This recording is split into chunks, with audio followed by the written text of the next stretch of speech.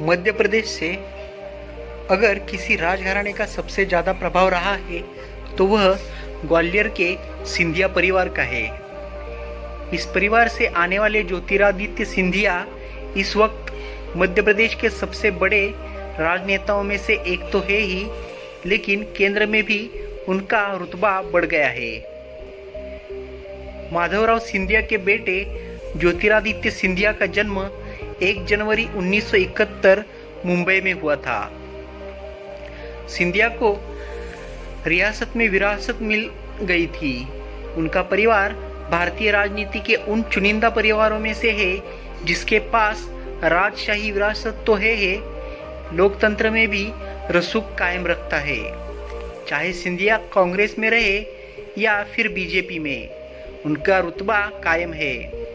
पिता माधवराव सिंधिया की मौत के बाद ज्योतिरादित्य सिंधिया ने कांग्रेस से सियासत शुरू की थी, लेकिन 2020 में उन्होंने मध्य प्रदेश की रियासत में सबसे बड़ा सत्ता परिवर्तन किया, जो प्रदेश के राजनीतिक इतिहास में दर्ज हो गया है।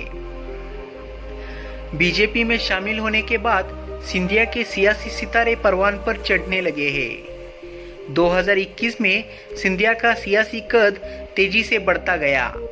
ज्योतिरादित्य के परिवार में उनकी पत्नी और एक बेटा महाआर्यमन सिंधिया और एक बेटी अनन्या राजे है। ज्योतिरादित्य की पत्नी प्रियदर्शिनी राजे सिंधिया वडोदरा राजघराने की बेटी है, जिनका सिंधिया के राजनीतिक फैसलों में अहम योगदान माना जाता है।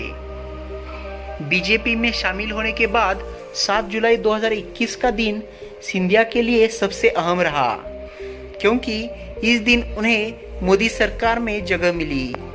सिंधिया को नागरिक उड्डयन जैसे अहम मंत्रालय की जिम्मेदारी सौंपी गई। खास बात यह रही है कि यहाँ भी सिंधिया को विरासत ही मिली, क्योंकि उनके पिता माधवराव सिंधिया भी नागरिक उड्डयन मंत्रालय के मंत्री थे। वर्तमान में सिंधिया मोदी की टीम के अहम सदस्यों में से एक है, जिनके जिम्मे कई अहम प्रोजेक्ट है। इसके अलावा सिंधिया बीजेपी के राष्ट्रीय कार्यकारिणी में भी शामिल है। उन्हें पीएम मोदी के साथ बीजेपी के राष्ट्रीय अध्यक्ष जेपी नड्डा की टीम में रहने का सदस्यत्व माना जा रहा है। 2021 में सिंधिया ने एक ऐसा इतिहास बदल दिया जिसे मध्य प्रदेश के सबसे बड़े बदलावों में से एक कहा जाएगा, जिसकी चर्चा देश के हर कोने में हुई और हमेशा होती रहेगी। सिंधिया ने ग्वालियर में स्थित झांसी की रानी लक्ष्मीबाई के समाधि स्थल पर पहुंच पुष्प अर्पित किए और विरोधियों के चारों खाने चित कर दिए। ये देश की सियासी इतिहास में एक बड़ा बदलाव था, क्योंकि इससे पहले सिंधिया घराने का कोई महाराज रानी लक्ष्मीबाई की समाधि स्थल पर नहीं गया था। इतिहास की बात करें तो रानी लक्ष्मीबाई की मौत के बाद सिंधिया परिवार पर देशद्रोह के आरोप लगे। जब सिंधिया कांग्रेस में थे तो बीजेपी के नेता खुलकर इस मुद्दे पर निशाना साधते थे। बाद में उनके बीजेपी में आने के बाद कांग्रेस के नेताओं ने उन पर निशाना साधना शुरू कर दिया। केवल मोदी सरकार में शामिल होने से सिंधिया का कद नहीं बढ़ा, बल्कि उनका रुतबा मध्य प्रदेश की शिवराज सरकार में भी बढ़ गया। ज्योतिरादित्य सिंधिया पहली बार 2002 में लोकसभा का उपचुनाव जीतकर सांसद बने।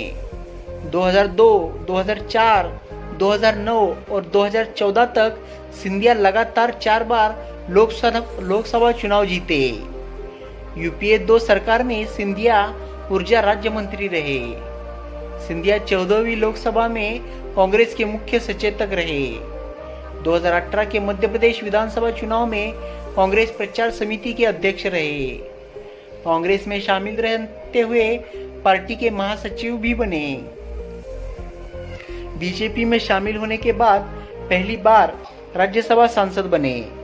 6 जुलाई ज्योतिरादित्य सिंधिया को मोदी सरकार में कैबिनेट मंत्री बनाया गया। ज्योतिरादित्य सिंधिया बीजेपी की राष्ट्रीय कार्यकारिणी के सदस्य हैं। कमलनाथ सरकार गिराने में सिंधिया की रही थी अहम भूमिका। 2018 की विधानसभा चुनाव में जब कांग्रेस की सरकार बनी तब ज्योतिरादित्य सिंधिया को मुख्यमंत्री पद का प्रबल दावेदार माना जा रहा था, लेकिन पार्टी ने सिंधिया की जगह कमलनाथ को मुख्यमंत्री बनाया। बाद में सिंधिया और कमलनाथ में तल्खी बढ़ने लगी। आखिरकार 2020 में ज्योतिरादित्य सिंधिया ने कांग्रेस का दामन छोड़ बीजेपी में शामिल हो गए। सिंधिया के साथ उनके समर्थक 22 विधायकों ने भी कांग्रेस छोड़ दी, जिससे कमलनाथ सरकार अल्पमत में आ गई और आखिर में कमलनाथ ने इस्तीफा दे दिया, जिसके बाद एक बार फिर से राज्य में बीजेपी की सरकार बन गई।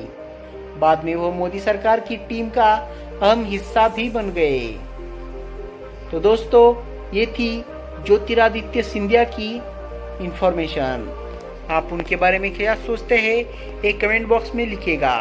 साथ ही वीडियो पसंद आया हो तो वीडियो को लाइक कीजिए, शेयर कीजिए और अपने चैनल को सब्सक्राइब करना बिल्कुल ना भूलिए। जल्द मिलते हैं फिर एक ऐसे इंटरेस्टिंग वीडियो के साथ। तब तक के लिए खुद का ख्याल रखिए। जय हिंद, जय भारत।